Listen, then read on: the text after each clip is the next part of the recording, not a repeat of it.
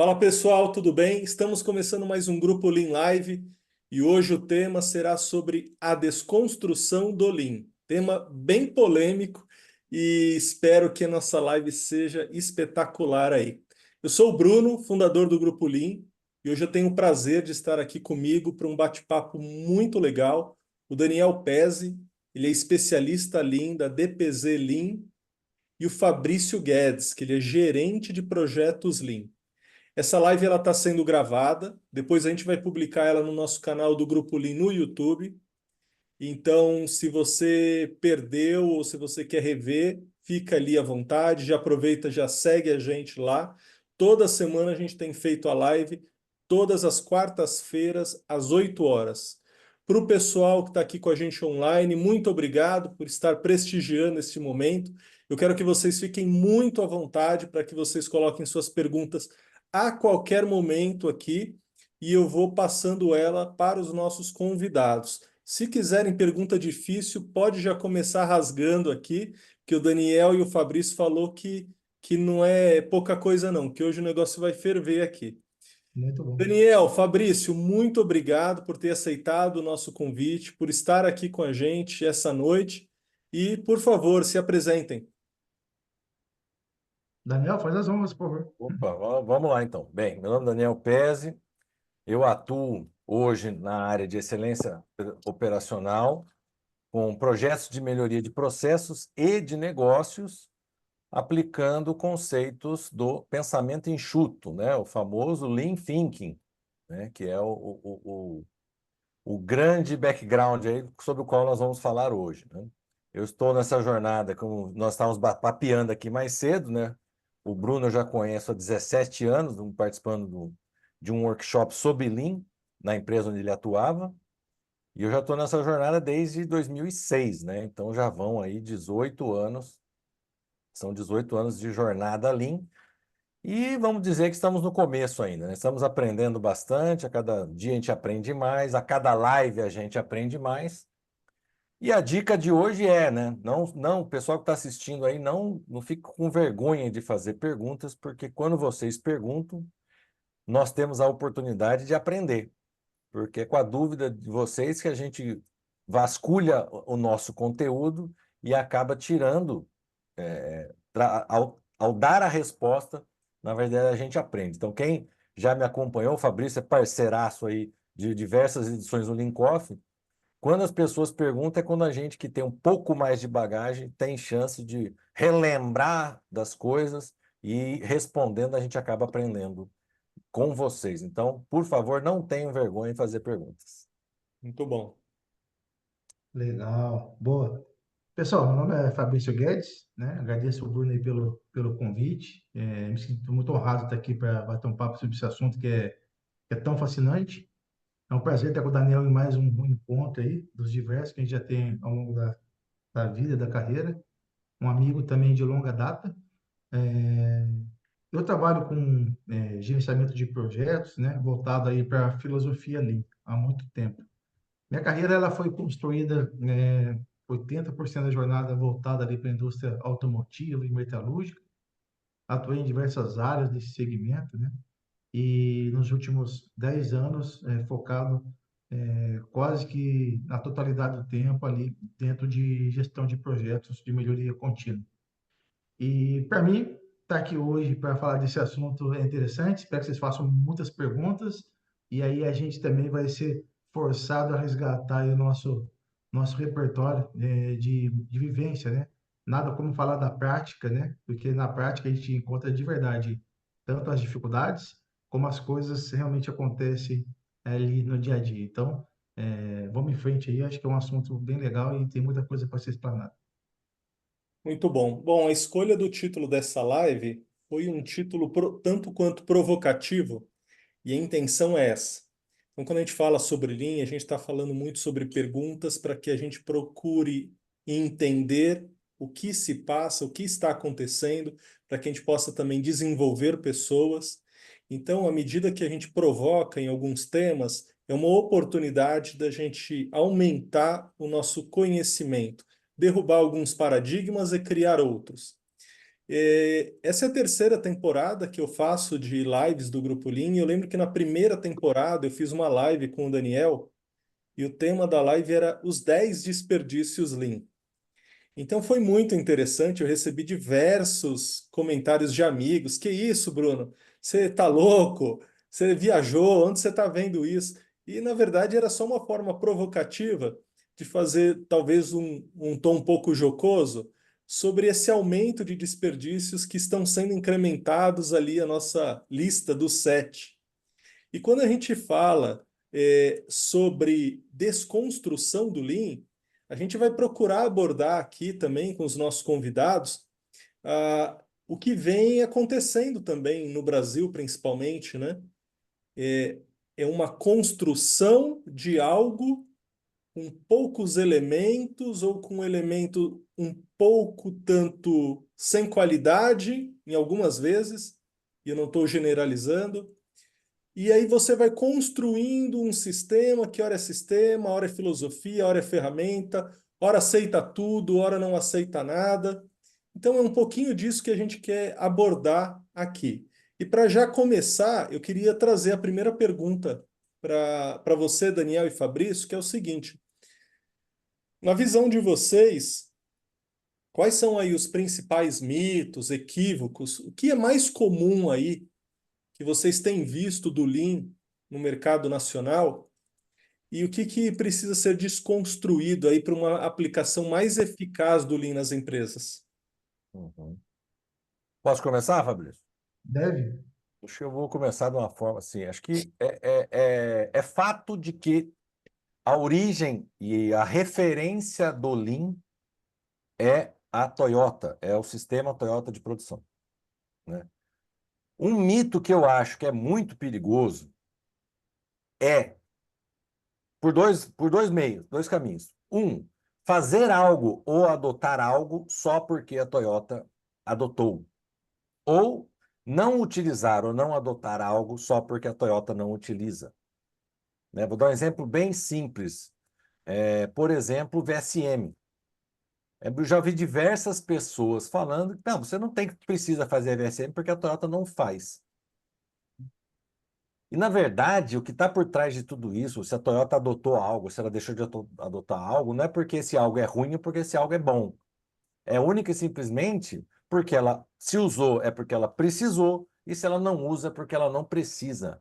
Mas se você for estudar a fundo, realmente entender, realmente conhecer a história, desde lá da época do tear, onde a mãe de Sakishi Toyoda estava usando o tear e ele observando e identificando desperdício, falou, não, tem que fazer algo para mudar, e ali começa a nascer o Lean, o sistema de produção e, consequentemente, o Lean. Você vai entender que tudo se baseia em necessidade. Então, acho que o principal mito é usar como, dentro dessa referência, eu não vou usar porque a Toyota não usou. Eu tenho que colocar porque ela colocou. Não, você tem que entender se você precisa ou não disso.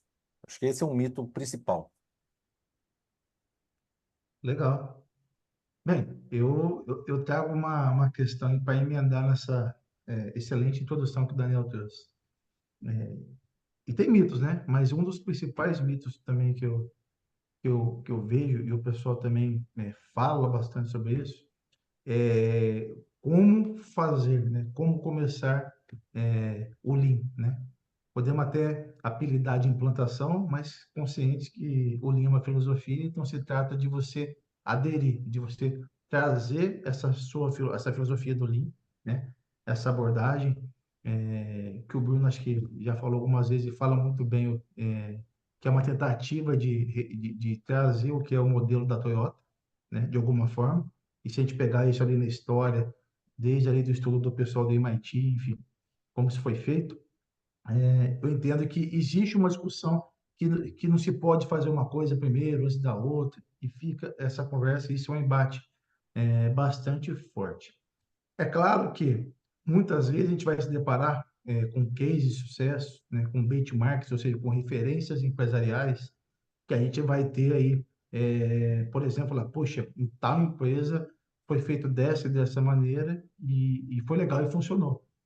E pode servir como uma referência positiva, mas a gente não deve se apegar a isso, na minha opinião, E quando eu falo no deve, né, é naquele conceito de não se apegar mesmo. Por quê?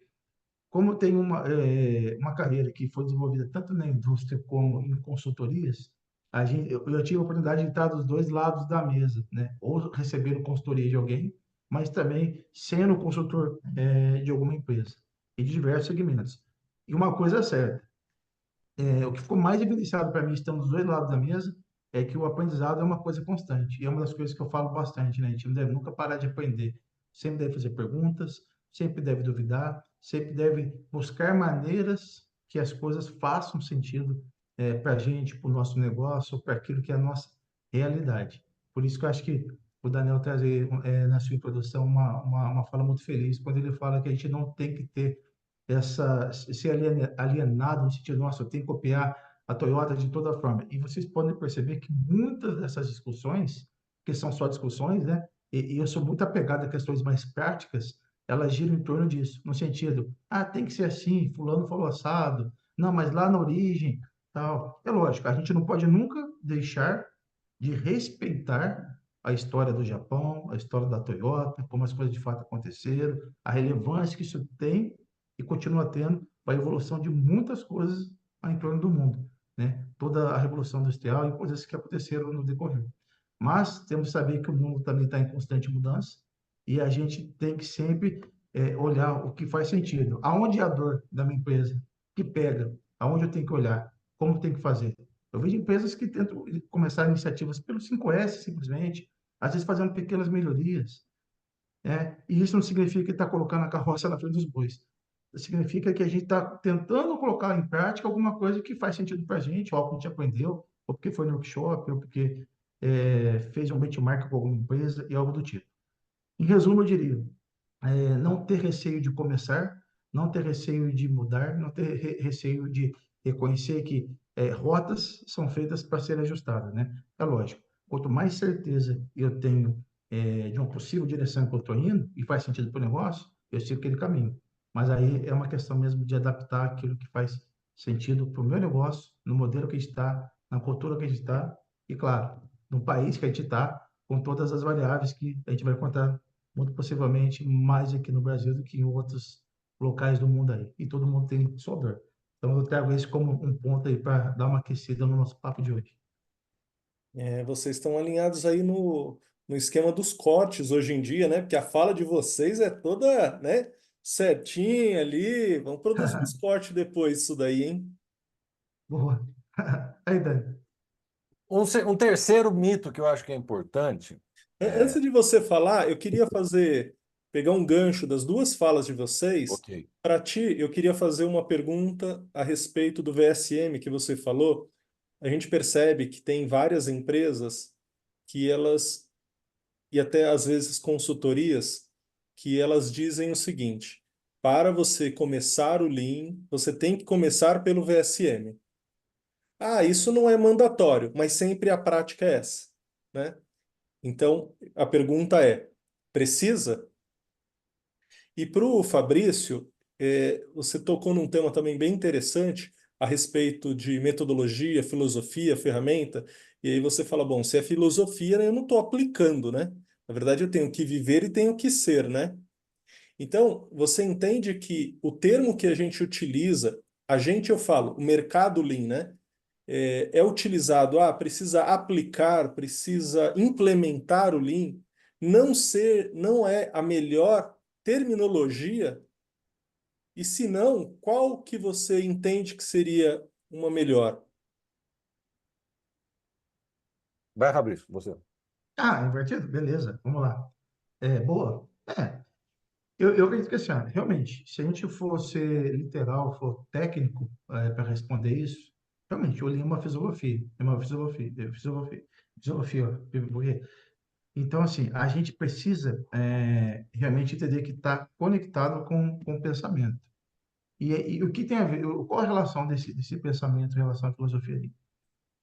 É a gente ter clareza que é gerar o máximo de valor em tudo aquilo que eu faço. E para me gerar o máximo de valor em tudo que eu faço, eu tenho aí que a gente pode apelidar de um grande vilão, né, que são os desperdícios.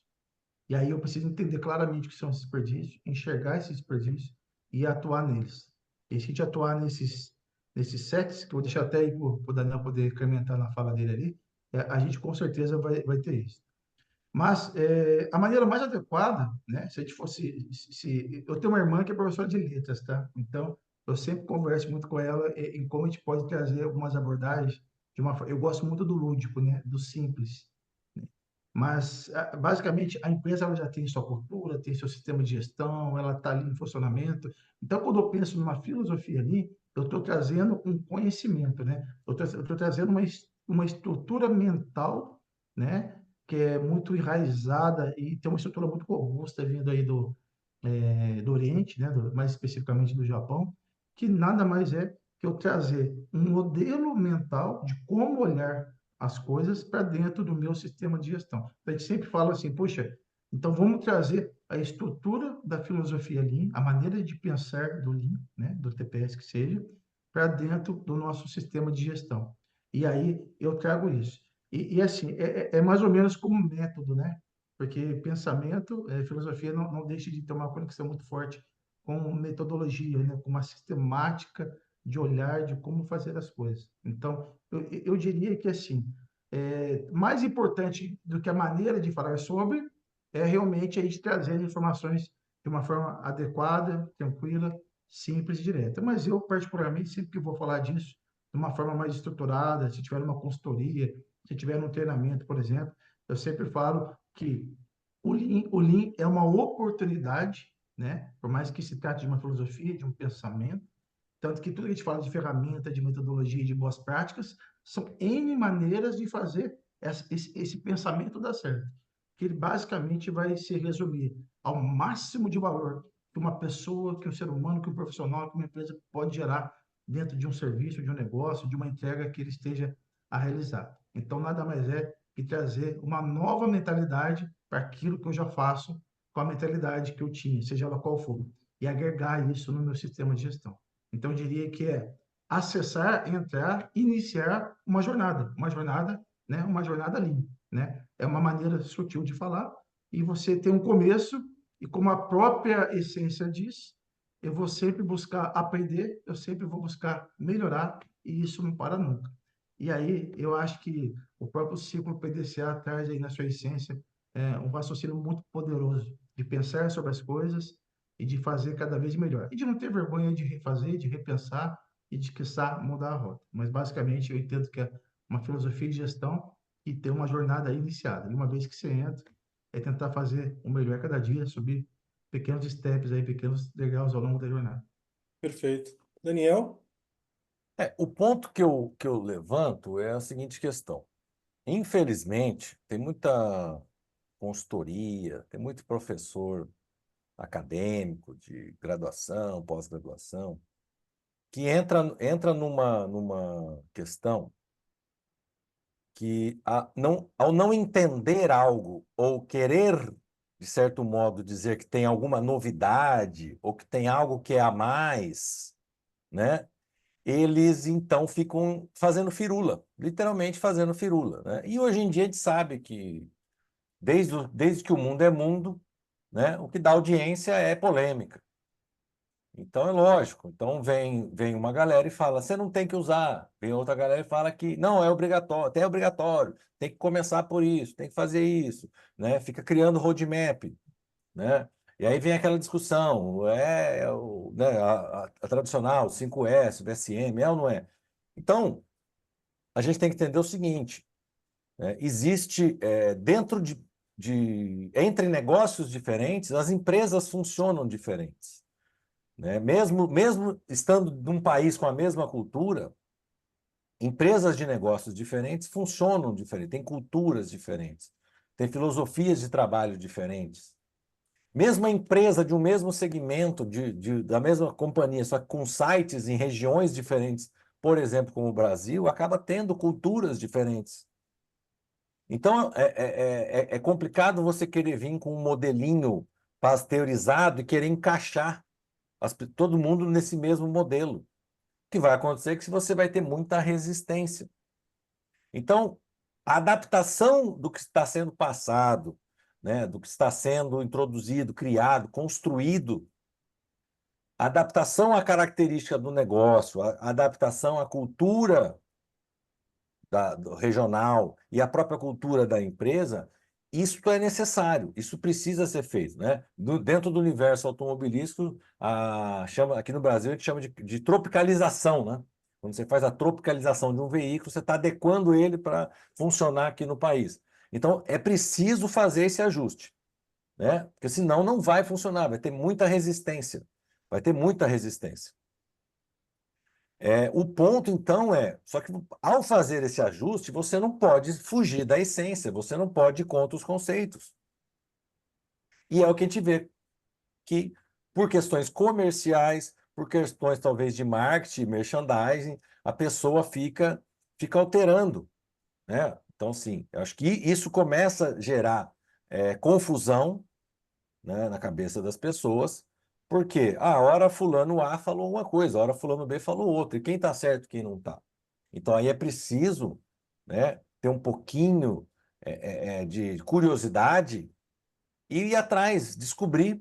E mais, fulano falou A, ciclano falou B, qual dos dois você testou? Você colocou em prática? Porque o que fulano fala, que Beltrano fala, pode ser a verdade dele, pode ser a verdade para a realidade dele. Mas na sua realidade, qual é a verdade? Né? A gente sabe, hoje em dia tem muito consultor que foi formado por livro, só leu livro. Leu 50, 100 livros sobre Lean, sobre Toyota, e não estou dizendo que os livros estão mentindo, mas o que está nos livros é a verdade de quem escreveu. É teoria, ali é teoria. A verdade de quem leu só se torna verdade quando ele coloca em prática. Então, se você, tem que usar o VSM, não depende. Se você tiver numa empresa que tem um produto básico e é uma empresa pequena, para que você vai gastar energia fazendo VSM? E outra, você não vai fazer VSM igual se faz no workshop com 10, 20 pessoas. Não, você vai fazer, pega lá uma prancheta de papel e sai andando. Então, é questão da realidade. Outra, por exemplo, você criar uma estrutura, você fazer workshops, tal, numa empresa de 1.000, 1.500 funcionários, ok, é fácil você juntar 10, 20 pessoas para participar. Mas numa empresa com 100 funcionários, você não tira as 20 pessoas do dia a dia de jeito nenhum, porque a empresa para. Então não dá para fazer. Então, sim, tem que entender a realidade do negócio, tem que entender e fazer essas adequações. Sim, elas são necessárias. O que não pode é, nessa adequação, você começar a inventar coisa nova. Entendeu? Porque aí você está fugindo da essência, aí você está criando um negócio seu, que pode até ser verdade, pode até ser uma nova ferramenta, pode até ser uma nova filosofia, metodologia, o que quer que seja. Mas aí você vai ter que botar em prática e tirar muito resultado aí para defender isso frente aos outros, dizendo, essa é a minha verdade. Então, acho que o principal ponto que tem que se entender é isso. Se você precisa ou não, tá?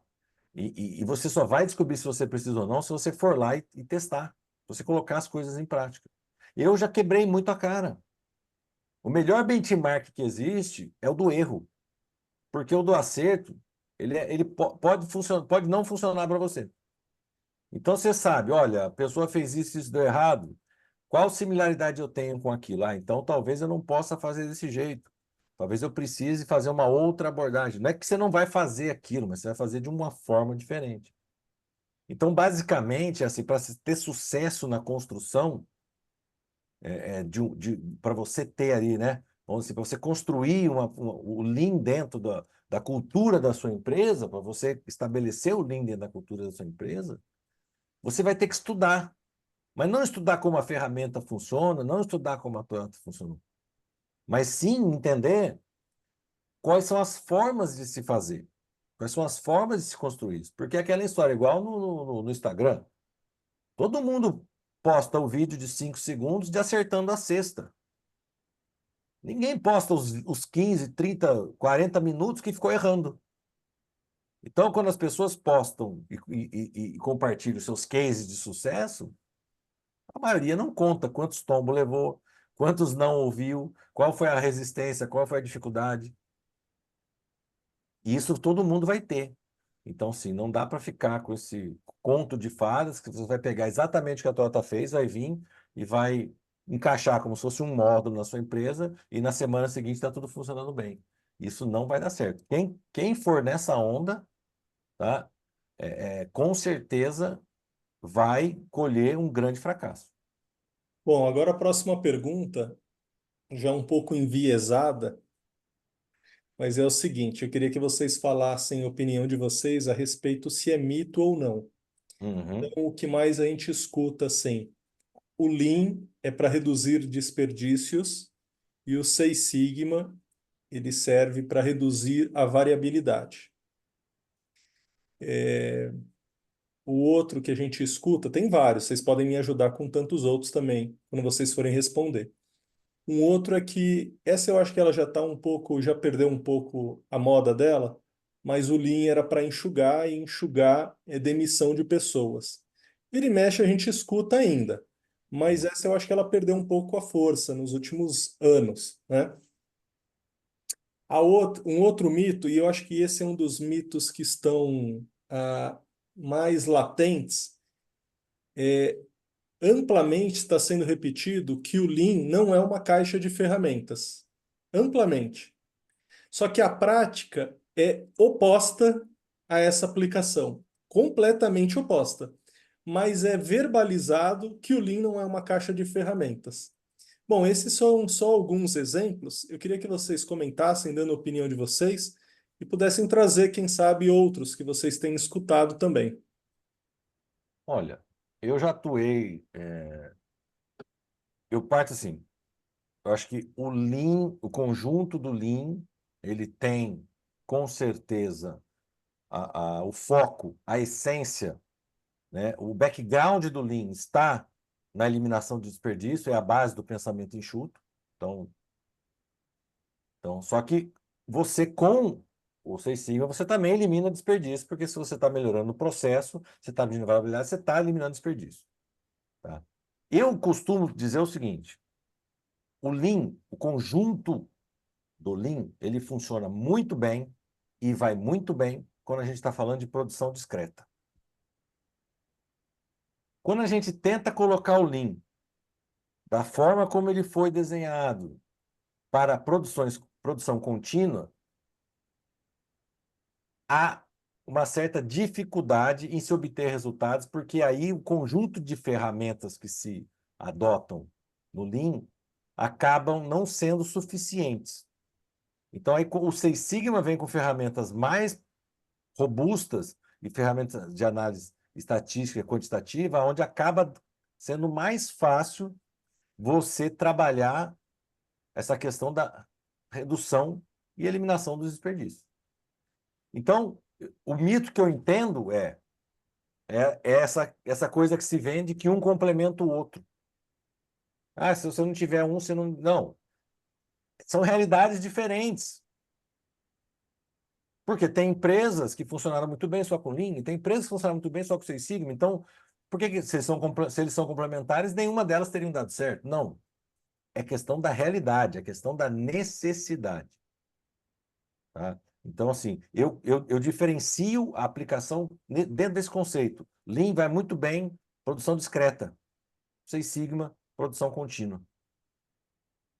Tá? Esse aí é um ponto onde eu separo muito bem. Tá? Fabrício, quer falar uma coisa desse mito? Vamos falar de um mito por vez, senão a gente se perde aí. E Né? eu só complemento, né? Porque é um complemento mesmo, porque assim, são coisas diferentes, de fato, tá? De fato são diferentes. Uma claramente é uma metodologia, né? E o outro tem a ver muito mais com o aspecto de pensamento, como a gente falou há pouco. É só um exemplo. Há 20 anos atrás, o primeiro curso que eu fiz relacionado a uma dessas duas, da filosofia e da metodologia, foi Seis Sigma. Eu fiz o curso de Seis Sigma somente. Olha para você ver que curioso isso. E eu estou falando de 2004, mais 2003, 2004. Eu fiz o curso de Seis Sigma. E eu me qualifiquei naquele momento como Green Belt Seis Sigma. Era a maneira que eu conhecia até aquele momento. Depois, eu fui vendo essa questão da associação dos dois. Não que eu veja problema nisso, mas comercialmente muito. Lean Six Sigma, né? Até depois fiz outros cursos também, e você vê que dentro do próprio curso, se você for fazer um curso, independente do nível que seja, que ele tenha na sua nomenclatura Lean Six Sigma, você vai ver que não tem nem como você misturar no próprio curso. Ele fala uma coisa, beleza, aqui ele fala outra. Bom, e daí talvez vai dar algumas sugestões de como você pode usar em uma situação ou outra e tal. E a gente falou um pouco. Lean é uma jornada. Agora, o Seis Sigma é um método. Não pode ser uma jornada? Pode. Você vai usar o Seis Sigma sempre que for necessário, dado a complexidade que você vai ter no seu processo. Eu, como fui muitos anos uma pessoa de qualidade, gerenciar de qualidade também, usei Seis Sigma muito uma vez, muito, muito, bastante, né? Os analistas que trabalhavam comigo sempre utilizei. Mas eu entendo que, assim, eles caminham muito bem sozinhos, como o Daniel bem falou agora, e podem, sim, caminhar em paralelo. Mas aí eu entendo que o nível de maturidade e de conhecimento que as pessoas que estão dentro da empresa trabalhando precisa ser grande. E quando eu falo junto, é assim, ó, eu já estou em empresa que estava tocando um projeto focado em mim somente, e tinha uma outra área que, porque assim, eu já trabalhei em empresa com 5 mil funcionários. Então, o que não falta dentro de empresas muito grandes são engenharias, né, no plural. E daí tem para todo gosto e criatividade. Engenharia de produto, ok. Processo, engenharia industrial, engenharia, sei lá o quê. E aí, essas ramificações, às vezes, mesmo que você trabalhe separadamente, em projetos diferentes, com ideias diferentes, em áreas diferentes, dependendo de como afunilar essa produção, elas vão se encontrar de alguma forma. E aí precisa ter um consenso, precisa trocar essa ideia para que as estações não se misturem. Principalmente na hora de passar para as pessoas e principalmente na hora de envolver as pessoas, que para mim é o mais importante disso tudo. Perfeito. Um outro ponto que você comentou, Bruno, questão de Lean gera demissão, vai depender da situação da empresa, né? Qual é a necessidade da empresa? Se a empresa está precisando aumentar a capacidade produtiva porque ela não consegue atender os clientes, o Lean não vai gerar demissão, né? Você vai otimizar os processos, vai melhorar o fluxo de valor e vai conseguir produzir mais com a mesma quantidade de pessoas e vai atender os clientes. Agora, o que acontece na prática é que, em geral, quando as empresas resolvem, né, adotar ou ir atrás de querer construir o Lean dentro do seu negócio, quando elas estão em crise, quando elas estão, né, com sobra, né, ou está produzindo, mas está muito caro, não consegue competir com o concorrente.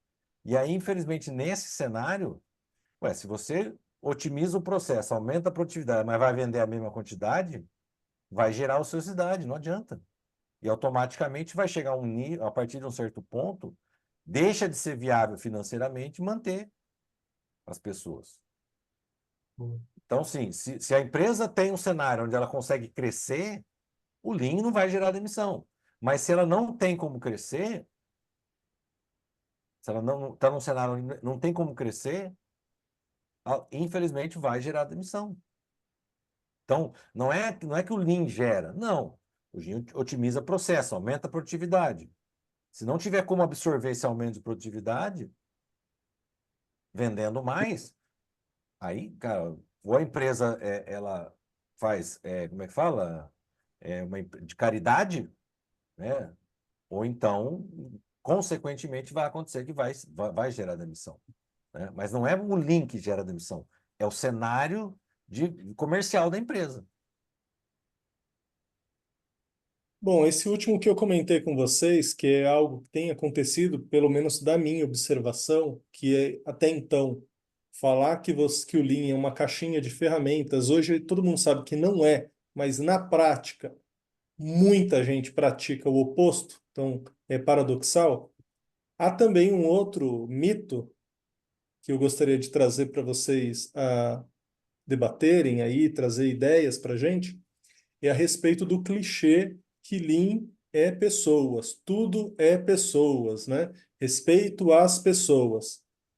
Para mim, que estou na jornada há muito tempo e continuo aprendendo, né? eu percebo que, de fato, ali essa valorização pelas pessoas e o foco nas pessoas da Toyota é um ponto fortíssimo. E não tem nada a ver a respeito de, muitas vezes, o entendimento errado das pessoas que respeito é bom dia, boa tarde, boa noite, né? Não tem nada a ver com isso, mas há um entendimento superficial sobre isso. Mas eu tenho percebido também que nesses últimos tempos há muito forte, não, linha para pessoas, esquecemos que o linha para pessoas, focamos só em ferramentas, mas eu também vejo que isso continua sendo mais uma narrativa do que uma prática, de fato. Eu queria conhecer a opinião de vocês e queria que vocês falassem, discorressem um pouquinho a respeito disso. Legal. Ô, Daniel, eu vou, se me permitir, eu vou responder essa questão do Bruno, meio que emendando na última fala do Daniel ali, se me permitir dessa forma. Só para, porque vai dar super certo no meu modo de ver. Olha só, essa questão aí que o Dani está falando por último aí. Primeiro assim, a gente tem que entender qual a intenção, qual é a dor, qual a necessidade, qual a realidade da empresa. Então, por exemplo, eu já tive situação que eu vou numa consultoria, ou até como funcionário da empresa, que o foco, a diretriz, certa ou errada, era: precisamos reduzir pessoas. Ponto. O foco era esse. Então, a gente não pode fingir que esse tipo de coisa não acontece, porque acontece. Esse é um ponto. Legal?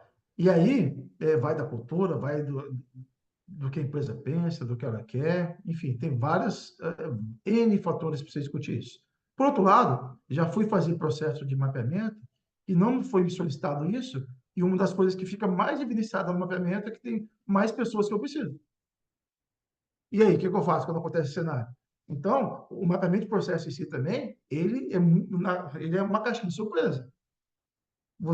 Porque não é só mapear, entender processos, tempo, etc e tal. É conversar com as pessoas e entender a percepção das pessoas de uma forma geral, das que fazem e das que são clientes desse processo, como de fato esse processo funciona. E lógico, certificar se aquilo que é falado também ocorre na prática.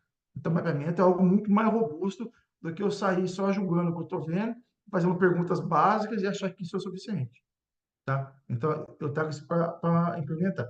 E aí, emendando nessa última questão que o Bruno trouxe aí para nós, é assim, esse negócio de pessoas é muito... Esse lance de bom dia, boa tarde, boa noite, acho que até dispensa qualquer tipo de comentário, né? Acho que educação e cultura, enfim, o que cada um gosta ou não de fazer. Quem nunca esqueceu de dar bom dia para alguém num dia mais corrido e tal? Acontece, né? Então, acho que eu nem entraria nesse mérito. Mas no mérito de respeito às pessoas, por exemplo, a gente tem que entender o que está por trás dessa essência do respeito, né?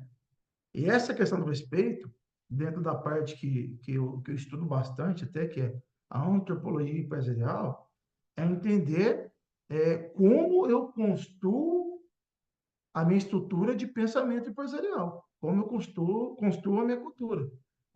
Porque é aquela história, olha que interessante, uma tomada de decisão de um gestor, de um líder, seja de quem for, de um dono de uma empresa, eu costumo até dizer assim: quer saber como funciona uma cultura de uma empresa?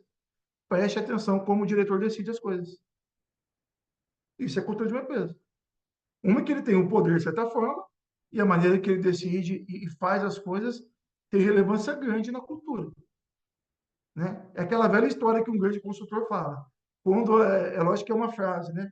Quando a gente não pune os maus, a gente ofende os bons. Ou seja, eu tenho que ter clareza na minha decisão. Não é só o que eu falo em momentos oficiais, é como eu estou agindo no dia a dia. E respeitar as pessoas no meu modo de entender negócios, como já diz Simon Sinek, né? Se a gente não entende de pessoas, a gente não entende de negócio. E pessoas são fornecedores, são nossos profissionais internos, são o nosso universo de cliente. E muitas vezes eu já trabalhei em várias empresas que o cliente final não era o meu próximo cliente. Mas eu pensar no final também é importante. Então, no final, o que move o mundo é pessoas, claro que é pessoas. Então, a gente tem que ter uma estrutura que atenda anseios e necessidade de pessoas, seja das que fazem para nós, seja do que a gente faz e seja daquilo que é a expectativa alinhada ou não do produto ali ou do serviço na entrega de um cliente final. Então, pessoas no centro para mim, é algo muito mais abrangente do que o funcionário da empresa. E passa pelo funcionário da empresa, sim, lógico que passa. E é muito relevante e importante. Mas pessoas, é toda a relação do processo organizacional que, de alguma forma, vai ter interação com o ser humano. Eu acho que é tudo. Então, a gente sempre tem que pensar. E um último mito que eu traria dentro desse contexto para passar a bola para o Dani eu venho de uma indústria de 25 anos atrás, um pouco mais, que era normal você deixar um fornecedor esperando na recepção e atender ele ao que você tivesse afim. Para mim, no modo de ver negócio, isso é um baita do desrespeito, porque ele também tem que ver as coisas dele. Então, se você marca horário sem cumprir horário, para algum pequeno atraso, você tem que correr atrás dessas coisas e atender. Porque hoje, o que leva um negócio, pessoas ou uma empresa a ter mais ou menos êxito é a capacidade dela de se relacionar com as pessoas e de construir relações sólidas de confiança. Então, não dá para fugir dessa questão quando você vai pensar em Lean ou qualquer empreendimento que envolva foco e resultado. É o que eu vejo. Fala,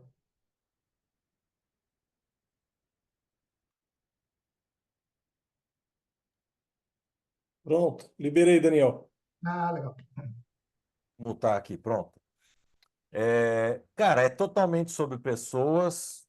Acho que tudo na vida é sobre pessoas, né? Acho que o ponto que é falho é justamente a questão de que respeito pelas pessoas não tem nada a ver com educação.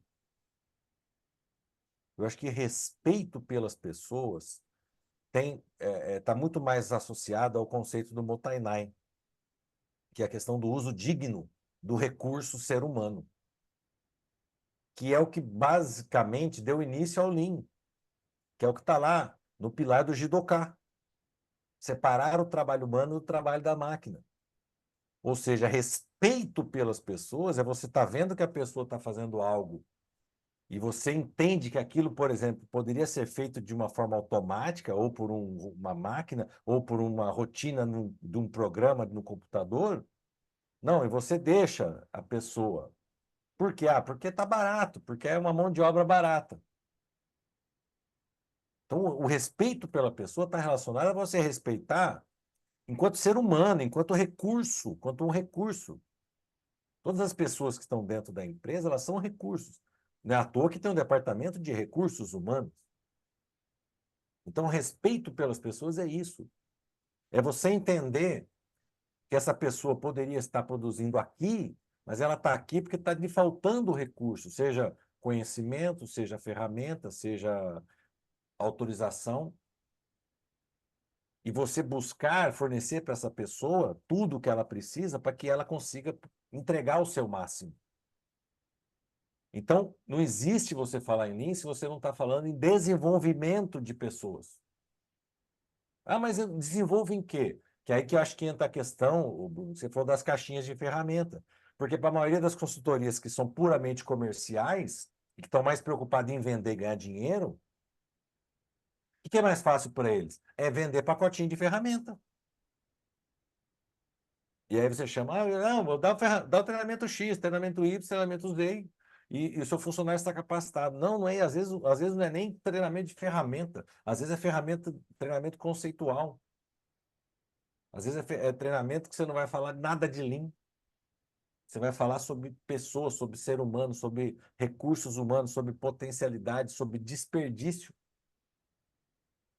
Porque você está desenvolvendo as pessoas, você está fazendo com que a pessoa seja melhor do que ela era antes de passar ali por aquele treinamento. Não que ela saiba fazer algo que antes ela não sabia, não, ela tem que ser um ser humano melhor, né? Então, assim, eu dentro da minha linha de trabalho, eu sempre trabalho assim. Para mim, não faz sentido ensinar ferramentas para quem não consegue enxergar desperdício. É a mesma coisa que você ensinar, você dá um monte de ferramenta para a pessoa, ensina a usar aquelas ferramentas, mas ele não sabe, tá, mas eu faço o que com essas ferramentas? Para que usa? E ele vai sair usando, né? Eu vou usar, eu ganhei uma parafusadeira e furadeira elétrica aqui. Eu vou sair furando e parafusando. E ele vai começar a colocar parafuso em um monte de lugar, mas ele não sabe para quê. Não foi, ele não consegue entender onde que é necessário aquilo. Então, não existe falar, Ah, eu Lean isso, Lean aquilo, tem estrutura Lean Six Sigma, não sei quantos Black Belt, Green Belt, Yellow Belt, né? Se as pessoas não conseguem fazer o básico, que é enxergar desperdício. Porque tudo começou, e tudo foi estruturado, e tudo foi desenhado, e todas as ferramentas foram desenvolvidas e criadas. Por quê? Porque se queria eliminar desperdício.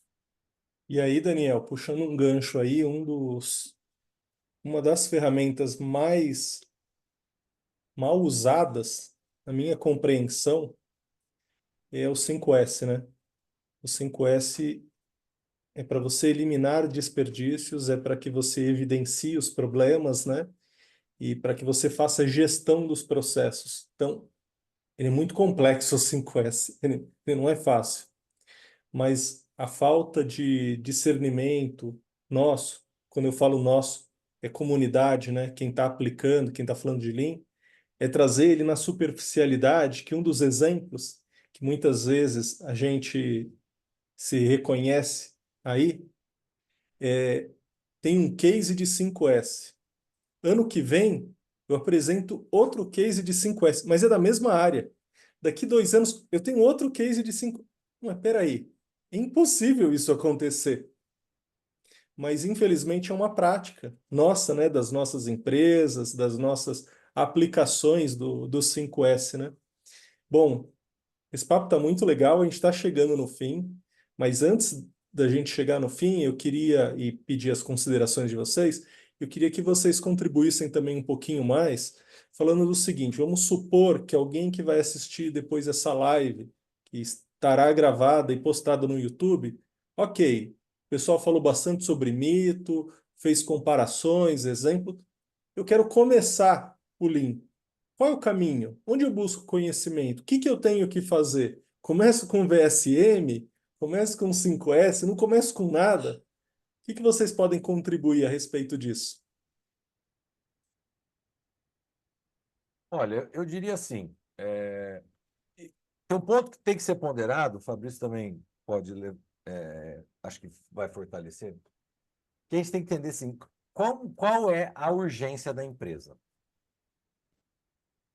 A empresa tem tempo, ela tem tempo para investir numa estruturação que vai dar resultados a médio e longo prazo? Isso vai delinear uma forma de começar o trabalho. Ah, não, a empresa está numa situação caótica, ela precisa de resultados rápidos. Isso vai delimitar uma outra forma de começar, né? Então, o primeiro ponto é entender por que nós vamos fazer isso.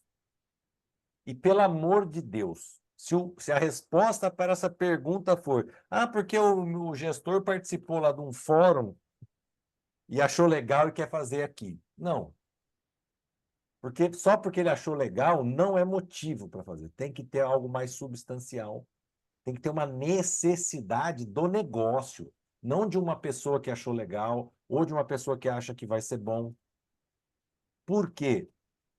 Porque para começar, precisa dos 3 Cs. Fabrício conhece os 3 Cs, já participou do Linkoff. Primeiro, ciência da necessidade da mudança, ou seja, as pessoas, desde o dono até toda a estrutura hierárquica, precisam estar cientes de que é preciso mudar, de que a forma como vem sendo feito desde sempre até hoje não funciona mais. O segundo C é o de compromisso com a mudança. Por quê? Porque mudar não é fácil. Mudar vai demandar sacrifícios, vai quebrar paradigmas. Então precisa ter um compromisso, as pessoas precisam estar compromissadas em realizar as mudanças. E o terceiro C é do crer para ver. Precisa acreditar que vai dar resultado. Porque é onde normalmente, por mais que se tenha ciência da mudança, por mais que se comprometa com a mudança, quando os resultados demoram a vir, as pessoas desistem. E é onde muitas iniciativas acabam falhando. Então, precisa entender. Então, se eu preciso de resultados rápidos, talvez fazer um projeto de melhoria, faz um projeto aqui, faz um Kaizen aqui, faz um Kaizen ali, começa a fazer um 5S, talvez já dá algum resultado, até para a empresa conseguir respirar, mas, pelo amor de Deus, não esqueça de voltar na essência. Vamos trabalhar, vamos desenvolver pessoas, vamos capacitar as pessoas a enxergar desperdício. Porque quando as pessoas começam a enxergar desperdícios, elas mesmas vão demandar o resto. Aí começa a surgir a necessidade por ferramentas. Ah, como é que a gente faz para eliminar esse desperdício? Né? Uma coisa que eu acho assim que é um dos grandes erros, né? Não, precisamos colocar um Kanban, porque eu vi lá na palestra que a empresa colocou um Kanban. Então a gente tem que ter um Kanban, se a gente quer. Não, se você não precisa, isso é um desperdício, porque Kanban é estoque é desperdício. Você só vai colocar se você realmente precisar de ter, né? O Kanban, na verdade, fala no supermercado. Se você não precisar, você está criando um desperdício que você não tinha. Então, acho que o ponto principal é esse. É entender por que que vocês vão fazer, por que que eu vou iniciar todo esse processo. E aí eu também passo do seguinte ponto, que tem a jornada da empresa, mas tem a jornada de cada um de nós. Quem aqui não mudou de empresa? Eu já saí de uma empresa que estava na jornada ali, fui para uma empresa que não estava, mas a minha jornada não parou, só porque eu estou numa empresa que não está interessada. Então, acho que tem esses dois pontos também, Bruno. É a jornada da empresa ou é a jornada do profissional? Né? Então, acho que tem que delinear esse escopo e aí ir atrás de conhecimento. É pesquisar, é abrir o Google lá e encher de perguntas, ir atrás e estudar e ligar para e mandar uma mensagem no LinkedIn para o Daniel, mandar uma mensagem no LinkedIn para o Fabrício. Ah, me dá minha situação é essa, me dá um norte aí. Entendeu? Ou seja, nós, quando a gente começou lá, 2000, vamos falar 2000, só para, né? Não tinha a quantidade de recursos que tem hoje. Não tinha live, não tinha LinkedIn, não tinha Simpla, não tinha nada. A gente teve que dar com a cara lá. Muitas vezes bater com os burros na água e errar e fazer de novo. Hoje a galera mais nova aí tem a facilidade porque tem nós para eles perguntar. Tem nós para falar, ó, vai para lá, vem para cá, faz isso, tenta isso, faz aquilo. Então, acho que o caminho é esse. Se você realmente quer, seja você profissional, seja a empresa onde você está, ela está realmente querendo, vai atrás de quem já começou, de quem já trilhou o caminho e peça orientações, tá? Não, nem antes mesmo de falar, não, mas eu vou contratar uma consultoria ou vou fazer uma capacitação interna. Antes disso, tem que entender, acho que todo o escopo, toda a demanda e todo o sacrifício que vai ser começar e continuar essa jornada. Legal. E aí, nisso, eu trago, emendando aí, aquela questão, né? A gente fala muito ali dos cases de sucesso, tudo, mas e as perguntas-chave, né? Para as pessoas que têm, às vezes, mais experiência. O que deu errado? Por que que deu errado? O que que você fez quando deu errado? E uma coisa que eu acho fantástico quando você usa isso muito bem, de uma forma consciente, estruturada. Lições aprendidas. É praticamente o book das coisas que deram errado, né? E o que foi feito baseado no que deu errado, o que se aprendeu e o que se teve de oportunidade de aprimoramento num cenário futuro, parecido ou semelhante. Então, é realmente assim, a jornada ali, ela pode começar de diversas maneiras, né? E esse negócio dos 3 Cs que o Daniel falou, eu super concordo, porque tem que ter, sim, a consciência da empresa, a consciência das pessoas. E eu vejo que tem muita diferença. A gente que está como consultor, como está, às vezes, como gestor de longa data, que foi em várias empresas. Mas tem pessoas que elas buscam muito resultado. E eu sempre que tenho oportunidade, eu falo disso. Quando eu vou para academia, eu só quero a barriga tanquinho. Mas eu esqueço de todo o esforço que eu tenho que fazer para que a barriga tanquinho realmente aconteça. E a barriga tanquinho é consequência. O meio que leva a barriga tanquinho é o esforço físico que eu faço. Se eu tenho um personal trainer, né, um mentor, por exemplo, é provável que eu vou fazer isso melhor, mais rápido, entre aspas, se fosse possível fazer um comparativo com esforço muito menor. Esforço sempre vai existir, mas nada como você fazer menos esforço. Como diz um grande filósofo, meu irmão, né? Feliz daquele que aprende com o erro dos outros, que não vai precisar errar as mesmas coisas. E aí tem uma tendência de acelerar o resultado. Porque você tem a humildade de buscar apoio, né? Você pode fazer N treinamentos, tem vários, eu acho que tudo agrega no final, e depois você vai adquirindo a perspicácia e a capacidade de distinguir o que faz sentido do que não faz sentido. E aí, para fechar, uma coisa que eu diria, que tem muito a ver com o que foi falado até na introdução aí.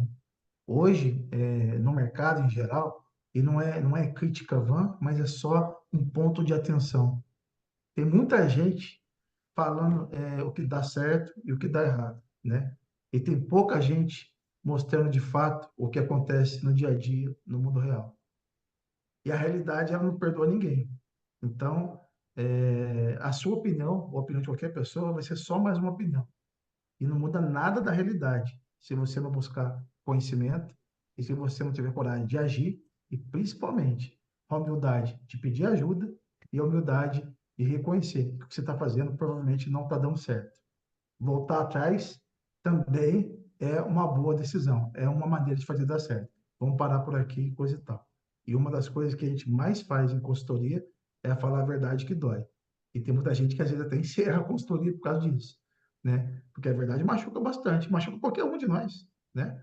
É duro, pode ser a percepção do outro, mas quando ela é técnica, baseada em fatos e dados, machuca muito mais. Porque cansei de fazer consultoria e pessoas falam assim, não acredito que estou te pagando para ouvir isso. Da mesma forma que na pandemia recente, teve pessoas que nos contratou, acredite ou não, com um único objetivo, não falir. Olha que aterrorizante que é isso. Mas tem cases que eu participei nesse contexto, que depois que a pessoa de fato não conseguiu não falir, que foi talvez o grande resultado atingido, ela viu o quanto é importante todos os dias ela fazer um pouquinho mais, um pouquinho melhor e não ter receio de pedir ajuda. E realmente, para concluir, eu diria, como consultor, eu tenho mentores e tenho consultorias. Então, até consultoria precisa de ajuda. Só para desmistificar todo o padrão, que o consultor não é o gênio da verdade absoluta, não. Mas alguém que precisa de ajuda como outro qualquer. E tem muita coisa que não é do meu conhecimento. Eu nem tenho a pretensão de em 80, talvez 100 anos de vida, aprender tanta coisa assim, mas aprender bem algumas coisas e fazendo melhor todo dia. É isso. Muito bom. Bom, a gente está chegando então no final da nossa live. Quero agradecê-los. Quero pedir também para que vocês façam as considerações finais. Eu aproveitei e deixei aqui para o pessoal que está online no chat um convite para participarem da próxima edição do Fórum Nacional Lean. Vai ser a 29ª, agora dia 14 e 15 de agosto. Evento espetacular aí. Aproximadamente 300 pessoas ali reunidas para debater, aprender, fazer muito network. E eu deixei aqui alguns cupons de desconto, deixei meus contatos. Se você estiver interessado, entre em contato comigo. Daniel, você tem um belo livro, eu queria que você deixasse aí informações a respeito dele, como que o pessoal pode adquirir, pode deixar também em contatos, Fabrício também a mesma coisa. E com isso a gente vai encerrar nossa live. Bem, recomendo a todos que participem. Já participei de 2 ou 3, agora não me falha, acho que 2 ou 3 fóruns Nacional Lean, tá? Não deixe de participar, excelente oportunidade para aprender e principalmente para conseguir fazer as perguntas e descobrir o que às vezes as pessoas não falam no online, né? Não publica e não posta. E aí você dá no coffee break, mas fulano, vi seu case lá, me conta lá, não sei o quê. Então ali você consegue tirar coisas que normalmente ali você não vai conseguir tirar simplesmente vendo um LinkedIn, um Instagram ou um YouTube, tá? Como eu falei, linha pessoas, desenvolvimento de pessoas, e de nada adianta ferramentas se as pessoas não souberem enxergar desperdício. Tá? Já está aí há 3 ou 4 anos, 2019, foi 2019 que lançada a versão eletrônica do livro. Quem tiver Kindle, só entrar na Amazon, adquire lá, ou se tiver aquele assinatura digital, está disponível lá. Um jeito diferente de enxergar desperdícios. Justamente o objetivo desse livro é criar, dotar as pessoas, aumentar a capacidade, né? Por isso que é um óculos, aumentar a capacidade das pessoas enxergarem desperdícios que normalmente passam despercebidos no nosso dia a dia da nossa vida pessoal. A partir do momento que você consegue enxergar desperdícios no seu dia a dia, automaticamente você transfere isso para a sua vida profissional.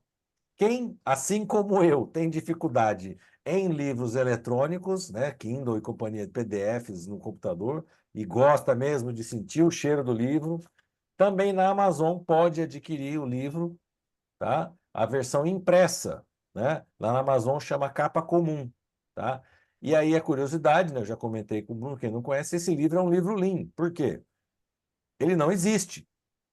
Ele não existe fisicamente, ele só passa a existir fisicamente depois que você compra. Assim que você compra no site da Amazon, automaticamente o meu parceiro de impressão sob demanda recebe o pedido, imprime, monta, encaderna, embala e envia para você. Então, um livro Lean, não tem estoque desse livro. Você só vai conseguir, assim que quando você compra, ele é produzido. Então, eletrônico ou impresso, você consegue adquirir na Amazon, tá? Eu vou depois colocar aqui no chat as redes sociais. Fique à vontade para adicionar e fique à vontade para entrar em contato e pedir, tirar dúvidas, fazer perguntas, tá? A gente está sempre disponível. Se é para falar sobre Lean, me chama que eu vou. Um abraço e Muito obrigado, Bruno. legal, muito bom. E aí, pessoal, eu diria que realmente uma das maneiras de a gente estar sempre conectado e aprender sobre Lean é participar de fóruns, de grupo, e aí está um trabalho de alta relevância a nível nacional, e diria por tudo que eu conheço, com certeza a nível sul-americano, o trabalho que o Bruno faz aí, um trabalho muito, muito admirável, né? Que eu acompanho há bastante tempo também. Então, tudo que vocês puderem fazer para estar conectado aí no Grupo Lean, né? Acompanhando no LinkedIn, todas as outras mídias, enfim, e participando dos fóruns na medida do for oportuno, aconselho vocês a participar, que é uma das maneiras realmente de receber muito conhecimento. Em relação ao livro Daniel, também eu faço um comentário rápido. É um livro que eu sempre utilizo aí nos meus treinamentos e é uma belíssima oportunidade também de entender os desperdícios aí na prática. Bem, a minha mensagem final aqui, eu falo também que eu sou empreendedor, tenho alguns negócios, um deles é a Linha SA, né? O nosso site é linhasa.com.br. Se de repente não apareceu, não tiver na descrição, eu comento lá também, na hora que o Bruno e a equipe postar, nos primeiros comentários eu vou deixar lá os nossos websites.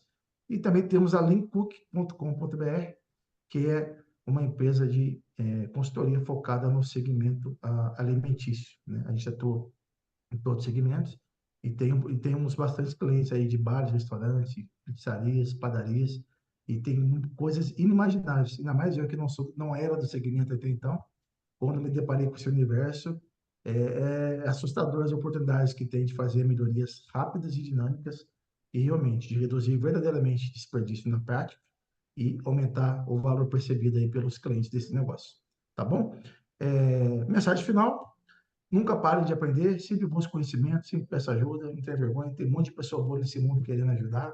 Muitas delas estão aqui hoje, agora, e tem N pessoas aí que têm grande know-how que pode contribuir, inclusive de forma gratuita. Se precisar de alguma coisa, podem me chamar também, se incomodarem aí no nossos LinkedIns e Instagrams da vida, e vai ser sempre um prazer contribuir. E como eu sempre digo, né, o aprendizado não para nunca.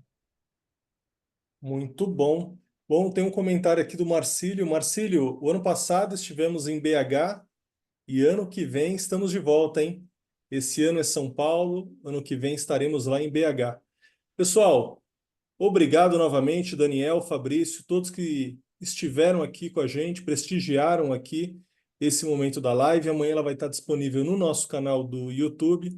E aí, toda quarta-feira, nós temos live, já fica o convite para que vocês participem da live da semana que vem, que vai ser sobre o tema Neurociência e Lean, como o cérebro impulsiona a melhoria contínua. Já adianto que é a live com o maior número de inscritos de todas as lives que fizemos até hoje. Bom, eu estou bem curioso, espero vocês por lá. Muito obrigado novamente, um abraço e até a próxima. Tchau. Tchau, pessoal. Um abraço, tchau, tchau.